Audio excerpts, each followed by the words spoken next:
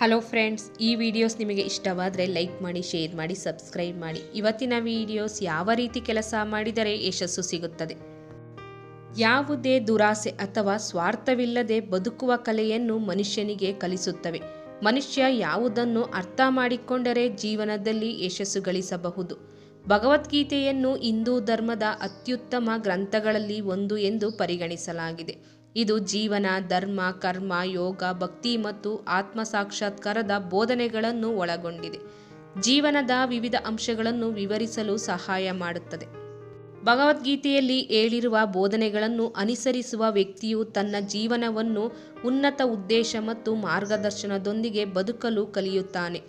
ಮನುಷ್ಯನಿಗೆ ಯಾವುದೇ ದುರಾಸೆ ಅಥವಾ ಸ್ವಾರ್ಥವಿಲ್ಲದೆ ಬದುಕುವ ಕಲೆಯನ್ನು ಕಲಿಸುತ್ತದೆ. ಒಟ್ಟಿಗೆ ಕೆಲಸ ಮಾಡಿ. ಭಗವದ್ಗೀತೆಯ ಪ್ರಕಾರ ಯಾವುದೇ ಕಾರ್ಯದಲ್ಲಿ ಸಂಪೂರ್ಣವಾಗಿ ಯಶಸ್ಸನ್ನು ಸಾಧಿಸಲು ಒಟ್ಟಿಗೆ ಕೆಲಸ ಮಾಡುವುದು ಬಹಳ ಮುಖ್ಯ. ಅಂದರೆ ಒಗ್ಗಟ್ಟಿನಲ್ಲಿ ಬಲವಿದೆ ಎಂಬ ಮಾತನ್ನು ಗೀತೆಯು ಹೇಳುತ್ತದೆ. ಮಹಾಭಾರತದಲ್ಲಿ ಕೌರವರು ಪಾಂಡವರಿಗಿಂತ ದೊಡ್ಡ ಸೈನ್ಯವನ್ನು ಹೊಂದಿದ್ದರು.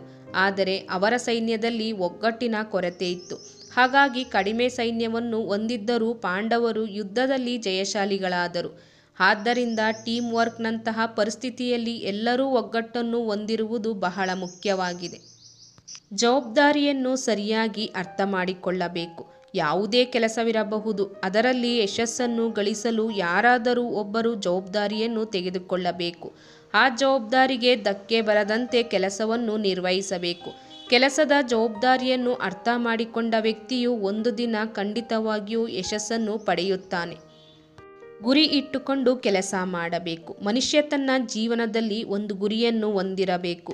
ಅದನ್ನು ಸಾಧಿಸಲು ನಿರಂತರ ಶ್ರಮವಹಿಸಬೇಕು. ವ್ಯಕ್ತಿಯ ಮನಸ್ಸು ಗುರಿಯತ್ತ ಕೇಂದ್ರೀಕೃತವಾಗಿದ್ದರೆ ಮುಂದೊಂದು ದಿನ ಯಶಸ್ಸು ಅವನಿಗೆ ಖಂಡಿತ ಒಲಿಯುತ್ತದೆ. ಗುರಿ ಮತ್ತು ಯೋಜನೆ ಸರಿಯಾಗಿದ್ದರೆ ಆ ವ್ಯಕ್ತಿಯು ಎಂದೂ ಸೋಲನ್ನು ಅನುಭವಿಸುವುದಿಲ್ಲ.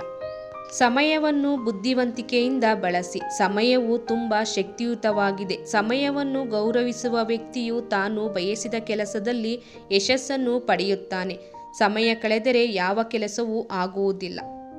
ಒಳ್ಳೆಯ ಉದ್ದೇಶ ಇಟ್ಟುಕೊಳ್ಳಬೇಕು. ಯಾರ ಆಲೋಚನೆಗಳು ಮತ್ತು ಉದ್ದೇಶಗಳು ಒಳ್ಳೆಯದಾಗಿದೆಯೋ ದೇವರು ಸ್ವತಃ ಯಾವುದಾದರೂ ಒಂದು ರೂಪದಲ್ಲಿ ಅವನ ಸಹಾಯಕ್ಕೆ ಬರುತ್ತಾನೆ ಎಂಬ ನಂಬಿಕೆ ಇಟ್ಟುಕೊಳ್ಳಬೇಕು.